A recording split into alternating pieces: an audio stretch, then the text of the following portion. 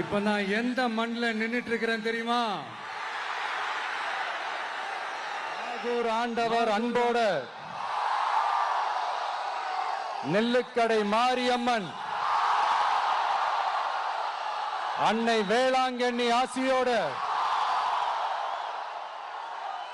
கடல் தாய் மடியில் இருக்கிற என் மனசுக்கு ரொம்ப நெருக்கமான நாகப்பட்டினம் மண்ணில் இருந்து நின்று பேசிட்டு இருக்கிறேன்.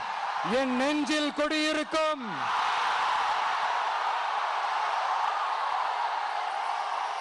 உங்கள் அனைவருக்கும் என்னைக்குமே ஒரு மீனவ நண்பனா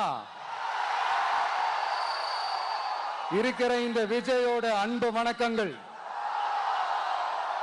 இந்த அடிப்படை வசதிகள் கொண்ட இந்த வீடுகள்லாம் இல்லாம ரொம்ப அதிகமா இந்த குடிசை பகுதிகள் இருக்கிற ஊரும் நம்ம நாகப்பட்டினம் ஊரு தான். இந்த முன்னேற்றத்திற்கெல்லாம் எங்கள் ஆட்சி தான் சாட்சி. அப்படி இப்படின்ட்டு இந்த அடுக்குமொழியில பேசி பேசி அது நம்ம கேட்டு கேட்டு காதுல இருந்து ரத்தம் வந்ததான் மிச்சம். இவங்க ஆண்டது பத்தாதா? இப்படி தவிக்கிறாங்களே நம்ம மக்கள், அது பத்தாதா? இந்த இலங்கை கடற்படையால நம்ம மீனவர்கள் தாக்கப்படுறதையும் அதுக்கான காரணத்தை பத்தியும் அதுக்கான தீர்வை பத்தியும் நான் மதுரை மாநாட்டிலே நான் பேசியிருந்தேன். அது ஒரு தப்பா? மீனவர்களுக்காக குரல் கொடுக்கறதும் அவங்களோட நிக்கிறதும் நம்மளுடைய கடமை, நம்மளுடைய உரிமை. நான் என்ன இன்னைக்கு நேத்தாங்க அவங்களுக்காக குரல் கொடுக்கிறேன். இதே நாகப்பட்டினத்துல 14 வருஷத்துக்கு முன்னாடி 2011ல February 22 இதே நம்ம மீனவர்கள் தாக்கப்பட்டதை கண்டிச்சு ஒரு பொதுக்கூட்டம் ஒண்ணு நடத்தணும் இல்லையா? இந்த விஜய் களத்துக்கு வர்றது ஒண்ணு புதுசு இல்ல கண்ணா. எப்போ எப்போ எப்போ வந்தாச்சு. என்ன ஒண்ணு, முன்னாடிலாம் விஜய் மக்கள் இயக்கம் என்ற அந்த இயக்கமா நிற்போம். இப்ப தமிழக வெற்றி கழகம் என்ற அந்த ஒரு அரசியல் இயக்கமா நிக்கிறோம். அவ்வளவுதான் வித்தியாசம். அன்னைக்கும் சரி, இன்னைக்கும் சரி, இனிமேலும் சரி, மக்களுக்காக மக்களோட நிக்கிறது தான். இது புரிய வேண்டியவங்களுக்கு புரிஞ்சா சரி. மீனவர்களுக்காக குரல் கொடுக்கிற இதே சமயத்துல நம்ம தொப்புள் கொடி உறவுகளான ஈழத் தமிழர்கள், அவங்க இலங்கையில் இருந்தாலும் உலகத்துல எந்த மூலையில இருந்தாலும் தாய்ப்பாசம் காட்டின தலைவனை இழந்து தவிக்கிற அவங்களுக்காகவும் குரல் கொடுக்கிறது, அவங்களுக்காகவும் நிக்கிறது நம்மளோட கடமை இல்லையா? மீனவர்களோட உயிர் எந்த அளவுக்கு முக்கியமோ அந்த அளவுக்கு ஈழத் தமிழர்களோட அவங்களுடைய கனவுகளும் அவங்களுடைய வாழ்க்கையும் நமக்கு ரொம்ப ரொம்ப முக்கியம். நம்ம மீனவர்கள் படுற இந்த கஷ்டத்தை எல்லாம் பார்த்து ஒரு பெருசா ஒரு கடிதம் ஒண்ணு எழுதிட்டு அதுக்கப்புறம் கப்சிப்னு சைலண்டா போறதுக்கு நாம ஒண்ணு இந்த கபட நாடக திமுக அரசும் கிடையாது. மத்த மீனவர்கள்னா இந்திய மீனவர்கள், நம்ம மீனவர்கள்னா தமிழக மீனவர்கள். இப்படி பிரிச்சு பார்த்து பேசுறதுக்கு நாம ஒண்ணு பாசிச பாஜக அரசும் கிடையாது.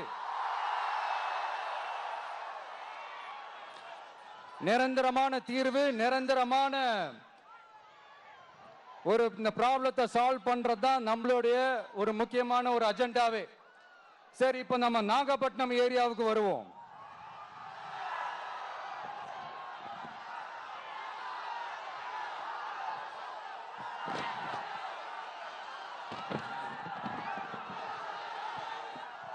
இங்க இருக்கிற மண் வளத்தை பாதிக்கிற இறால் பண்ணைகளை முறைப்படுத்தணும். அப்பதான் மீனவர்களோட வாழ்வாதாரமும் விவசாயிகளோட வாழ்க்கையும் பாதிக்காம இருக்கும். கடலோர கிராமங்கள மீன் அரிப்புல இருந்து பாதுகாக்கிற அலையாத்தி காடுகளை அழிக்கிறத பத்தி தடுத்து நிறுத்தி அதுக்கு ஒரு வழி பண்ண வேண்டிய அரசாங்கத்துக்கு இதை விட ஒரு முக்கியமான ஒரு வேலை ஒண்ணு இருக்கு. அது என்ன தெரியுமா? சொந்த குடும்பத்தோட வளர்ச்சியும் சொந்த குடும்பத்தோட சுயநலமும் தான் அந்த முக்கியமான வேலை. இங்க இருக்கிற மக்களுக்கு குடிக்க தண்ணி இல்லாம தவிக்கிறாங்க. அதுக்கு தீர்வா காவிரி தண்ணியை கொண்டு வரலாம், மக்களோட தாகத்தை தீர்க்க கொண்டு வந்தாங்களா? இவ்வளவு பாரம்பரிய கடல் சார்ந்த ஊர்ல ஒரு கவர்மெண்ட் மெரைன் காலேஜ் ஒன்னு கொண்டு வரலாம், கொண்டு வந்தாங்களா? மீன் சம்பந்தமான எந்த தொழிற்சாலையும் அமைக்கல, அமைச்சாங்களா? அட்லீஸ்ட் நிறைய பேருக்கு வேலை வாய்ப்பு கிடைக்கிற மாதிரி தொழில் வளர்த்தியாவது பெருக்கலாம், அதையாவது செஞ்சாங்களா? ஆனா ஒவ்வொரு டைமும் வெளிநாட்டுக்கு டூர் போயிட்டு வர்றப்பெல்லாம் அத்தனை கோடி முதலீடு, இத்தனை கோடி முதலீடுன்னு சிஎம் அவர்கள் சிரிச்சுக்கிட்டே சொல்லுவாரு. சிஎம் சார், மனசை தொட்டு சொல்லுங்க, வெளிநாட்டு முதலீடா இல்ல வெளிநாட்டுல முதலீடா? ஒட்டுமொத்த தமிழ்நாட்டுக்கும் முதலீடா இல்ல உங்க குடும்பத்தோட முதலீடு வெளிநாட்டுக்கு போகுதா? வேளாங்கண்ணி, நாகூர், கோடியக்கரைன்னு இங்க இருக்கிற டூரிஸ்ட் பிளேஸ் எல்லாம் கொஞ்சம் நல்லா டெவலப் பண்ணலாம். பண்ண என்ன குறைஞ்சா போயிடுவீங்க? வேதாரண்யம் பகுதியில் உப்பு ஏற்றுமதி செய்யறதுக்கு வசதியை செஞ்சு கொடுக்கலாம், செஞ்சாங்களா? நாகூர் ஆண்டவர் அரசு மருத்துவமனையில பிரசவம் பார்க்கிற டாக்டரே இல்லையா? நாகப்பட்டினம் புது பஸ் ஸ்டாண்டையாவது சுத்தமா சுகாதாரமா வச்சுக்கிறாங்களா? நாகப்பட்டினம் ரயில்வே ஸ்டேஷன் வேலைகளை சீக்கிரமா முடிச்சு வைக்கலாம், அதையாவது செஞ்சாங்களா? இங்க ஏற்கனவே இருந்த ஸ்டீல் ரோலிங் மில்லையும் ரயில் பெட்டி தயாரிக்கிற தொழிற்சாலை மூடிட்டாங்க. அத மறுபடியும் திறந்தா நிறைய பேருக்கு வேலை வாய்ப்புகள் கிடைக்கும். ஏன் அதை பத்தி யோசிக்கல? மேலக்கோட்டை வாசல் NH மேம்பாலம் கட்டி 50 வருஷம் ஆச்சு, அது சரியா மேம்படுத்தலாம், அதை செஞ்சாங்களா? Thanjavur to Nagapattinam NH road வேலை பல வருஷமா நடக்குது, இன்னும் முடிச்ச பாடே காணும், அதை வேகப்படுத்தி முடிச்சிருக்கலாம், அதையாவது செஞ்சாங்களா? ரொம்ப முக்கியமா நெல்லு மூட்டையெல்லாம் மழை காலத்துல வெள்ளத்துல நனைஞ்சு நம்ம விவசாயிங்க எவ்வளவு வேதனைப்படுறாங்க, அதுக்கு சரியான ஒரு குடவுன் கட்டி தரலாம், அதையாவது கட்டி தந்தாங்களா? எலெக்ஷனுக்கு முன்னாடி திமுக காரங்க வந்து செய்வோம் செய்வோம் செய்வோம் செய்வோம்னு சொன்னாங்களே, செஞ்சாங்களா? இதெல்லாம் எதுவுமே செய்யாம எல்லாத்தையும் செஞ்ச மாதிரியே அதையும் பெரியமையா வேற சொல்லுவாங்க இவங்க. நான் வந்து போன வாரம் திருச்சிக்கும் அரியலூர் மாவட்டத்துக்கும் போய் நம்ம மக்களை சந்திக்க போயிருந்தேன். அப்போ பெரம்பலூரும் போக வேண்டியது.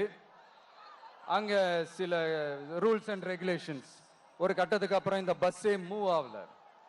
அதுக்கப்புறம் அதை தாண்டி ஒரு டைமுக்கு மேல பேசுறது, சரி அதெல்லாம் விடுங்க.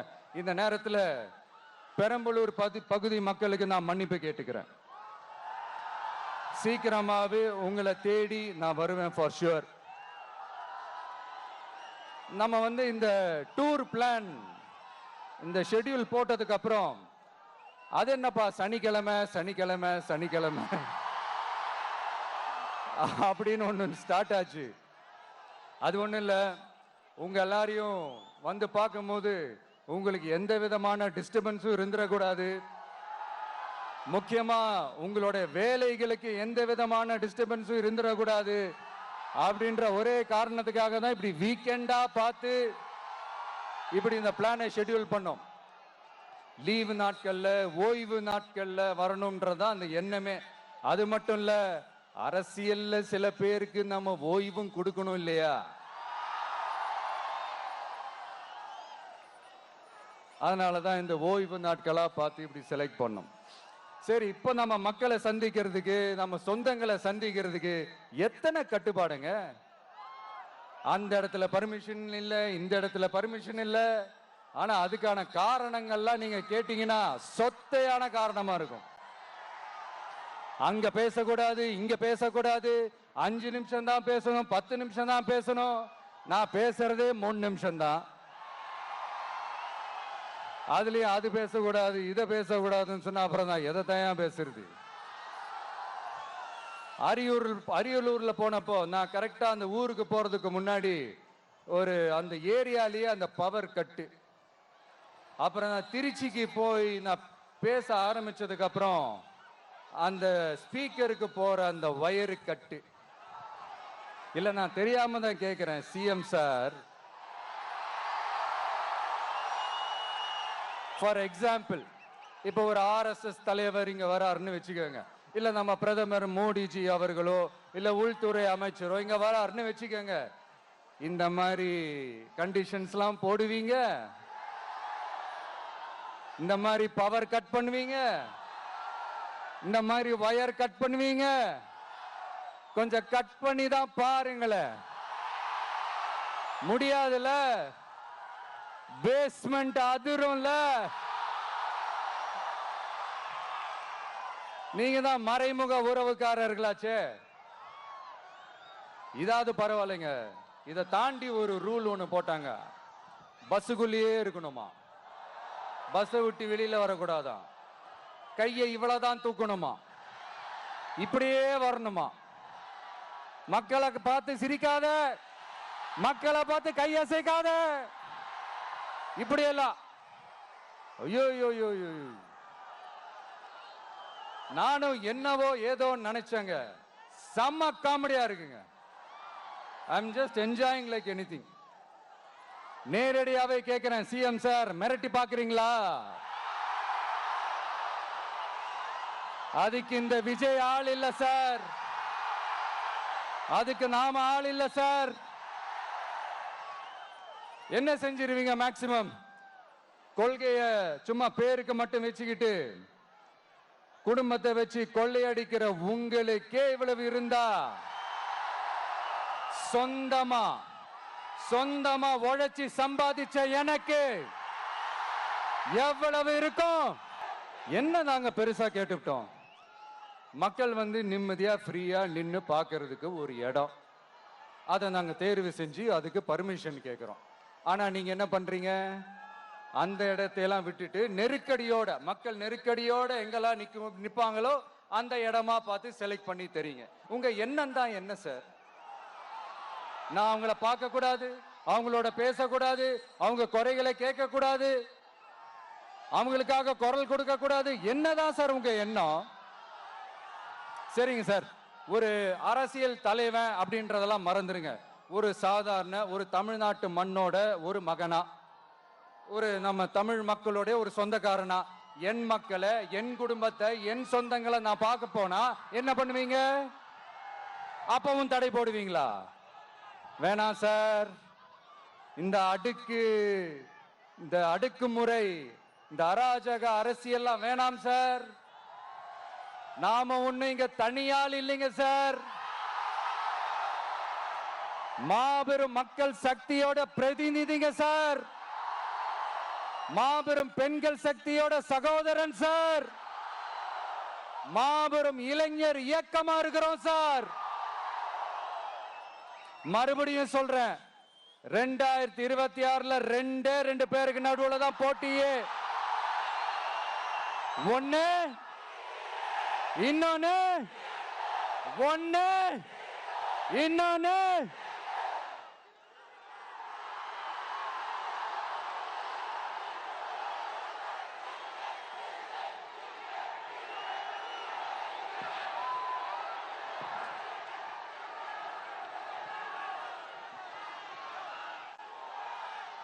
இந்த பூச்சாண்டி வேலையெல்லாம் காட்டுறதை விட்டுட்டு தில்லா கெத்தா நேர்மையா எலெக்ஷனை சந்திக்க வாங்க சார். பார்த்துடலாம் சார். கொள்கையை பேருக்கு மட்டும் வச்சுக்கிட்டு குடும்பத்தை வச்சு தமிழ்நாட்டை கொள்ளையடிக்கிற நீங்களா, இல்ல தமிழ்நாட்டில் இருக்கிற ஒவ்வொரு வீட்டுக்குள்ளேயும் ஒருத்தனா இருக்கிற நானா, இந்த விஜயா? பார்த்துடலாம் சார். இனிமேலும் இந்த தடைகள்லாம் போட்டீங்கன்னா நான் நேரடியா மக்கள்கிட்டயே பர்மிஷன் கேட்டுருவேன். மக்களே நீங்க சொல்லுங்க, நான் உங்களை பார்க்க வரக்கூடாதா? நான் உங்களோட பேசக்கூடாதா? உங்க குறைகளை நான் கேட்க கூடாதா? உங்களுக்காக நான் குரல் கொடுக்க கூடாதா? இப்படி நமக்கு தடையா போடுறாங்களே, இந்த திமுக அரசு மறுபடியும் ஆட்சிக்கு வரணுமா? உங்க நல்லதுக்காக நம்ம உங்க டிவிக்கு ஆட்சி அமையணுமா? சத்தமா சத்தமா கேட்டுச்சா மை டியர்? ஏன்பா, நான் தான் அப்பவே சொன்னல, அவருக்கு ஆசையா பாசமா கூப்பிட்டா பிடிக்க மாட்டேங்குது. ஏன்பா மறுபடியும்? கேட்டுச்சா சிஎம் சார்?